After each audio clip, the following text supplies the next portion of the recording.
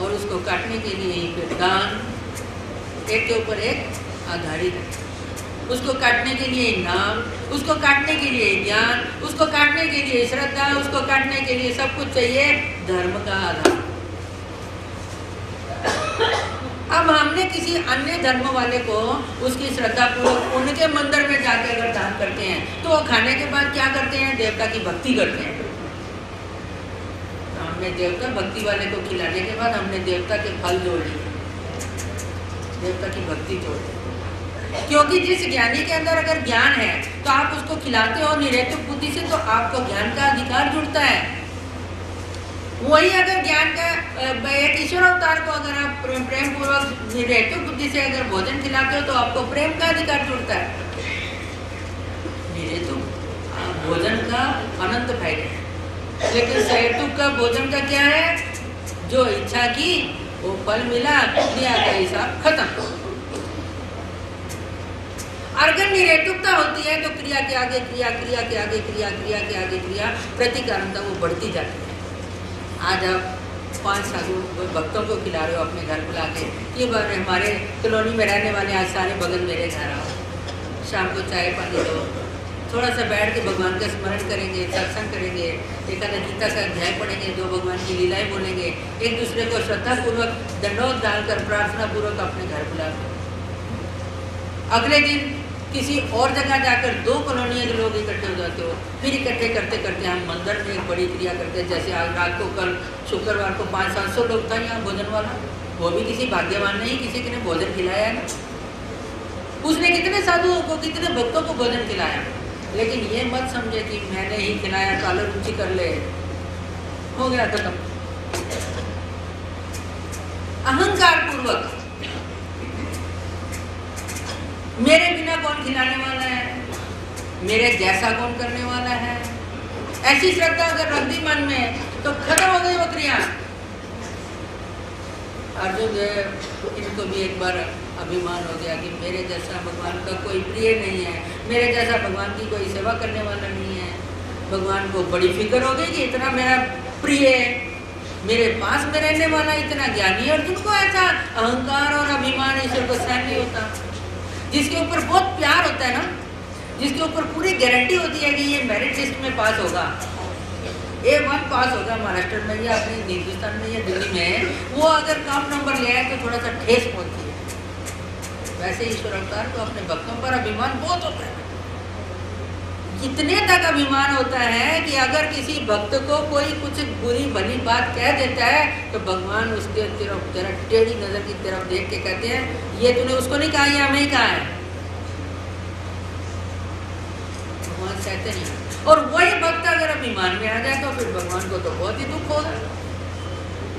लेकिन अपनों को भगवान बचाते हैं, अपनों को दुर्गुणों से सद्गुणों में लगाते हैं, अपनों को अच्छे रास्ते में ले जाने के लिए दोबारा उपाय योजते हैं। भगवान ने ब्राह्मण का वेश बना लिया, अर्जुन को भी बोला चल, दोनों निकल पड़े। शाम का समय हो गया है, पहाड़ों की पगडंडियां दिख रही है, रास्ता सूझ नहीं रहा किधर जाए। तो भगवान कहते हैं अर्जुन आवाज लगा, कोई होगा पहाड़ियों में रहने वाला तो अपने को लेने आ जाएगा। वो आवाज लगाता है तो एक भील झोपड़ी बनाकर अपनी भीली के साथ जंगल में रह रहा है। जो पहाड़ों में रहते हैं उनको रास्ते पता होते हैं उतरने के। वो दौड़ता हुआ टेढ़े मेढ़े रास्तों से देखता है, ये तो कोई नए मेहमान हैं, रास्ता भूल गए हैं। कहते हैं चलो अभी रात हो गई है, हमारे यहाँ रुको, सुबह चले जाना। भगवान कहते चलो। लेकिन भीलिन के संस्कार बड़े बुरे थे। वो तो 2 जने देखकर तो चुटपुट बोलने लग गई। उसके माथे पर टेढ़ी लकीरें हो गई। खाने को कुछ है नहीं, लोगों को ले आया, मैं क्या खाऊंगी, तू क्या खाएगा। वो अपनी भाषा में बोल रही थी तो भील कहता है तू तेरा ले ले, मेरा मुझे दे दे। वो खुद क्या खा लेती है फटाफट। भील अपना सारा हिस्सा अर्जुन को और भगवान को खिला दे।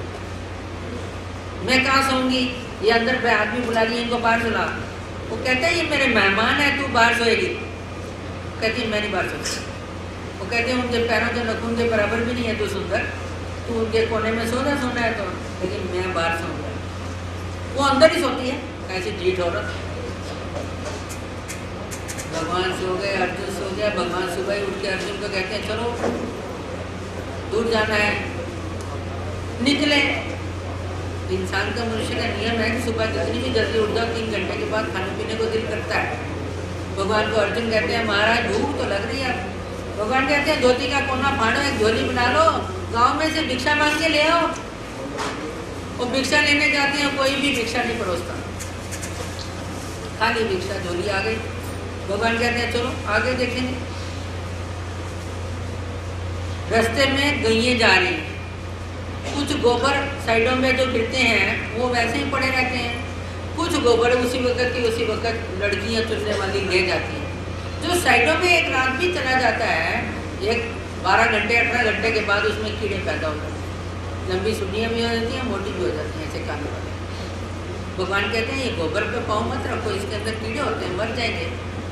वो फिर पैर नहीं रखते। और दिन निकल गया, अगले दिन फिर भूख लगी है, आगे गए। एक राजा ने अन्न छत्र लगाया, उनके यहाँ बच्चा पैदा हुआ, लड़का, लेकिन वो आंखें नहीं खोलता था।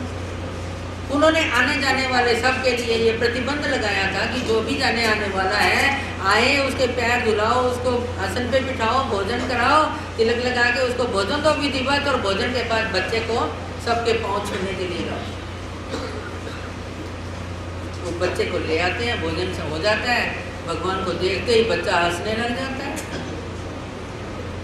राजा को बड़ी खुशी होती है कि भगवान को देखते ही उसने ये नहीं मालूम ये भगवान है। वो कहते हैं पंडित जी आज ना 2 दिन और रुक जाओ। भगवान रुक जाते हैं। फिर वो कहते हैं पंडित जी और 4 दिन रुक जाओ। 2, 4, 8 दिन 10 दिन रुकते हैं। वो बच्चे का नामकरण करके निकलते हैं। भगवान अर्जुन कहता है महाराज चलो अब और भी काम है। भगवान निकल पड़ते हैं, गेट के पास आते हैं, सब उनको साथ में आते हैं भेजने के लिए कि भगवान जा रहे हैं। बड़ी खुशी हुई है सबको। और आगे आए तो एक सूरनी आ गई, वो अपने बच्चे लेकर ची ची ची ची, कोई इधर भगा रहा है, कोई इधर भगा रहा है। बाहर निकल आए, फिर जंगल का रास्ता चल पड़ा। अर्जुन कहता है महाराज कहाँ जा रहे हैं, क्या है, बहुत दिन हो गए मुझे पता नहीं चला, मेरे को ले तो आए हो। भगवान कहते हैं बैठ जाना एक जगह। एक पेड़ के नीचे बैठे, कहते हैं तुझे मन में हमेशा ये क्यों लगता है कि भाई मेरे जैसा कोई भगत नहीं है? तुझे रास्ते में हम लोग जहाँ से आए हैं कोई देखा है तूने कुछ? कहता किसको देखा, क्या है, मुझे तो कुछ समझ नहीं आई। भगवान कहते हैं वो भील मेरा भगत, उसने सारा पेट बांध कर भूखा रह गया एक दिन, लेकिन सारा कुछ मुझे खिला दिया। उसके मन में यह भी विकल्प नहीं आया कि मेरी औरत भी अंदर सो रही है और तुझे सुबह ही क्यों उठा दिया, क्योंकि वो बाहर मर चुका था। दूसरे दिन तो भिक्षा मांगने गया, वो गांव के लोगों ने किसी ने भी तेरे को इतना सा टुकड़ा नहीं डाला। वो नरक के कीड़े गोबर में खेल रहे थे। जो कभी भी दान नहीं करता, कभी भी उसको इच्छा नहीं होती कभी देने की, वो क्या है, वो पाप खा लिया, नरकों में चले गए। खुद बनाया खुद खा लिया, किसी को दिया ही नहीं, वो नरकों में चले गए। और वो भक्त, वो मेरा राजकुमार उधर मरा और इधर राजा के घर पैदा हुआ। और भगवान का नियम है कि जो भक्त होता है उसको भगवान दोबारा मिलते हैं। किससे पैदा हुआ है वो? अन्नदान से। क्योंकि उसके पास कुछ भी नहीं था ना, और उसके पास उसकी संपत्ति, निजी संपत्ति क्या थी? उस दिन का भोजन सिर्फ, वो भी क्या हो गया, शकरकंदी या पता नहीं आलू या क्या उबाल कर उसने खाए होंगे। उसके पास जो भी था उस दिन उसने वो सारा अर्पित कर दिया, तो उसके लिए तो वही पूरी संपत्ति है।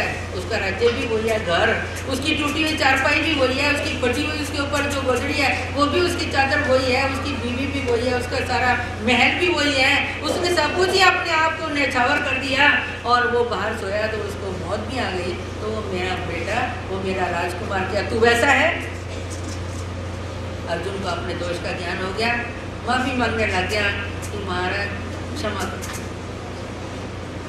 भूमि का भी हमारे ऊपर असर पड़ता है कि कहाँ पर हम उनको खाना खिला रहे हैं। भगवान श्री कृष्ण जी के साथ धर्मराजा घूमने जा रहे हैं और रास्ते में एक जगह धर्म धर्मराजा जैसे व्यक्ति को क्या मन में आया, भगवान का मुकुट उतार लूँ, अपने माथे पे लगा लूँ और मैं ही श्री कृष्ण हूँ, ऐसा कहकर इनको खत्म कर देता। 2 कदम आगे गए तो पैरों में गिड़गिड़ा के रोने लग गया, महाराज मुझे माफ कर दो, मेरे मन में ये क्या आया है कि मैं कृष्ण बन जाऊँ। भगवान कहते हैं तेरे मन में ये भूमि की वजह से है। एक भूमि राजस होती है, एक भूमि तामस होती है, एक भूमि सात्विक होती है। इसलिए अन्नदान रूप यज्ञ करने के लिए, यज्ञ मतलब भोजन गिराना, उसमें हमें भूमि का भी असर होता है। भूमि जो होती है वो हमें उसके ऊपर, वो खाने वाले को या खिलाने वाले को उसका असर पड़ता है। इसलिए सात्विक जगह हो, लाइट हो, अंधेरा ना हो। खिलाते वक्त पर्ची खरड़ खरड़ के निकालना, मतलब खाने वाले को लगता है कि हो गया खत्म, कभी तो घर वाले भी रह गए हैं। खिलाते वक्त हाथ से कोई एकदम गिर ना जाए, जल ना जाए, कोई धुआं या स्मेल ना हो, बच्चे एक तरफ हो, शोर ना बचे, लाइट हो। खाने में उस खाने वाले का स्वाद न हो या ना हो, पर उसको कौन सी बातें अच्छी लगती है वो बातें उसके साथ बोलो। क्यों कि वो बातें उसको अगर अच्छी लगती हैं, वो अच्छी बातों में हो जाएगा और खाना ज़्यादा खाएगा। अगर उसको अच्छी बातें नहीं लगती तो वो कहेगा चलो भैया 2 ढाल गया, लोग कर नहीं गए, 2 ग्रहण खा के निकलो बाहर। इसलिए अन्नदान रूप क्रिया के लिए निष्कामता बहुत जरूरी है, उसके साथ ही श्रद्धा बहुत जरूरी है। श्रद्धा अगर नहीं है हमारे अंदर तो क्रिया ईश्वर के लेखी नहीं लगती। निष्कामता नहीं है तो वो ईश्वर क्रिया स्वीकार नहीं करते।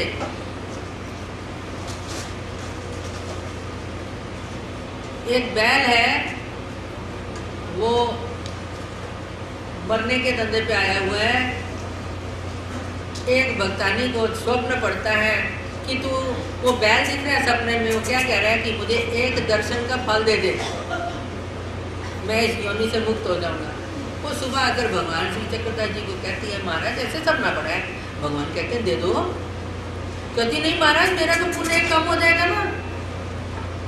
भगवान कहते हैं दिए से दूसरे दिया जल जाता है तो पिछले दिए का प्रकाश कम हो जाता है, दे। वो फिर कहती है मेरे दर्शन का एक पुण्य फल इस बैल को लगे, ऐसा कहने से वो बैल वो भी दान, वो भी दान।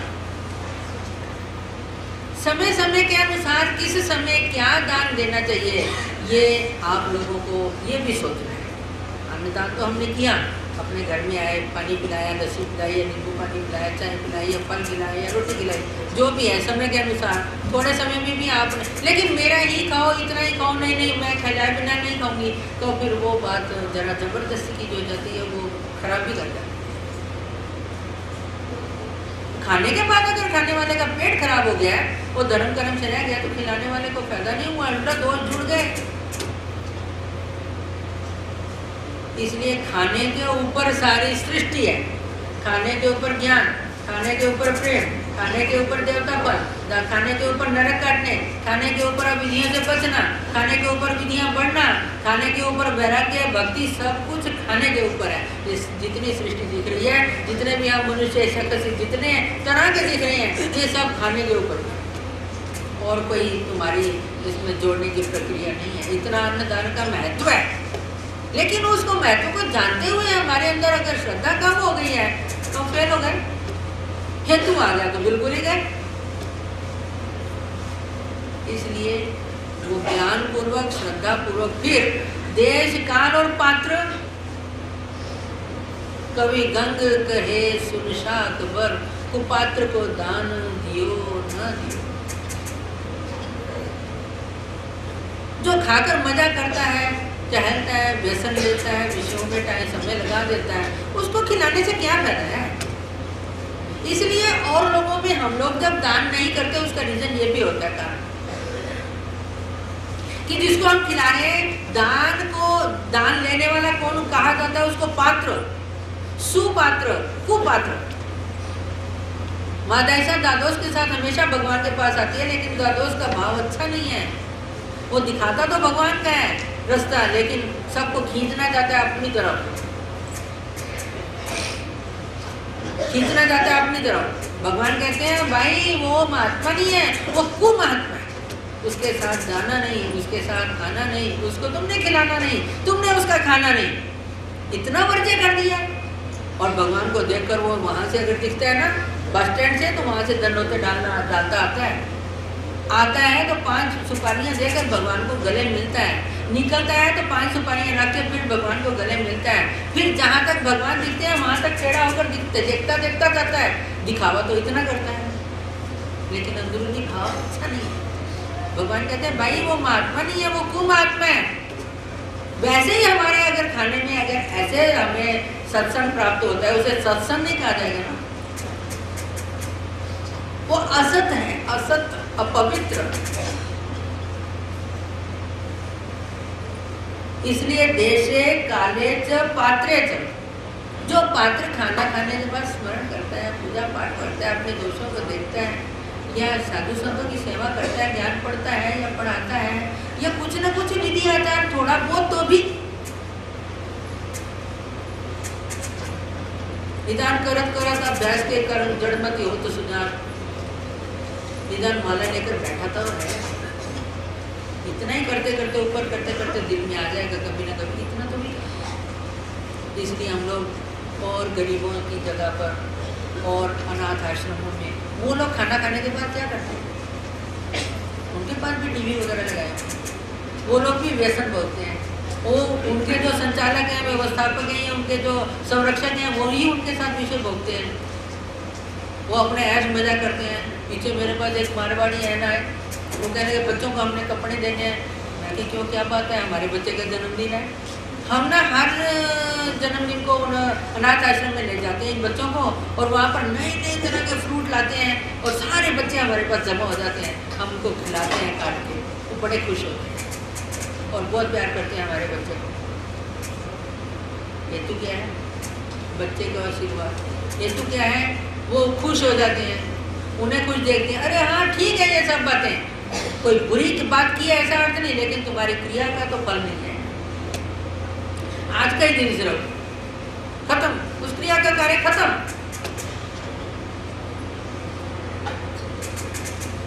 इसलिए हमने अगर कहीं करना भी पड़ता है तो क्रिया, तो पूछो पहले कैसे करनी है। हमारे गुरुजी भी कहते थे, शादी वाले दिन हमारे तुम्हारी पंगत नहीं खाएंगे, जन्मदिन वाले हम पंगत नहीं करेंगे, एक दिन पहले करो, क्योंकि शुभ कार्य उस बच्चे के नाम का पहले करो, 2 दिन पहले करो, 3 दिन पहले करो।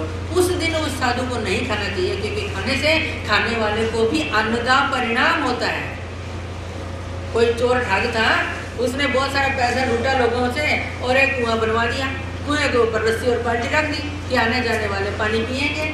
कोई महात्मा उधर से गुजर रहा था, प्यास लगी, उसके पास पानी लेने के लिए कोई साधन नहीं था, उसने वहाँ से बाल्टी और रस्सी उठाई, पानी निकाला, पानी पिया, मन में सोचा कि चलो बाल्टी रस्सी अपने पास ही क्यों ना रख लूँ, क्योंकि मेरे पास और कोई साधन नहीं है, कहीं और कुआं मिलेगा, वहाँ मिले ना मिले तो मैं यही पानी पी लूँ, इससे पी लूँगा। वो लेके आगे चला गया, पानी जब तक अंदर था तब तक वही भाव उसके अंदर रहा। जब पानी खत्म हो गया शरीर का, दूसरा पानी जब पिया तो मन के भाव बदलने, कहता है पागल मैं कहीं का, मैं साधु आदमी, पैदल चलने वाला, ये मेरे गले में काय को मैंने डाल दिया बंधन बाल्टी और रस्सी का।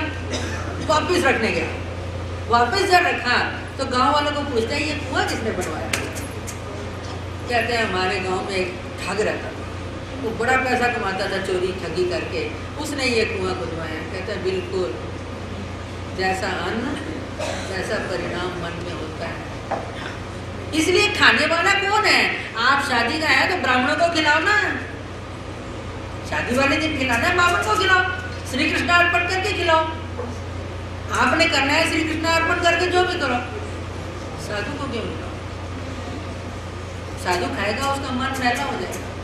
वो अगर कल को विषय विकारों की तरफ जाता है, वो अशांत से रहता है, टीवी देखता है, ये पिक्चर देखने जाता है, तो आप लोग निंदा भी तो उसकी करोगे। क्या है कि महात्मा लोग पिक्चर देखने जाते हैं, टीवी देखने नहीं है, वहाँ गए तो वहाँ ऐसा था वैसा था, हम ही उनको सदोष बनाते हैं, लेकिन अपने दोषों को हम देखते नहीं। इसलिए दान देश काल और पात्र को देखकर करना, निर्हेतु करना, श्रद्धा पूर्वक करना, वो परमेश्वर स्वीकार करते हैं। बिना श्रद्धा का भगवान स्वीकार नहीं करते। ये सब बातें ध्यान में रखना। श्री दत्ता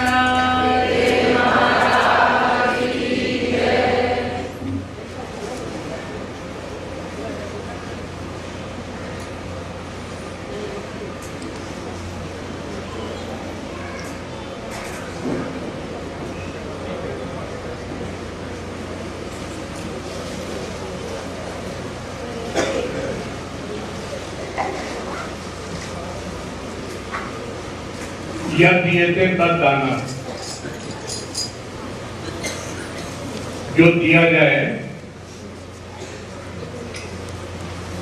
अनुपकार के भाव से, श्रद्धा के भाव से।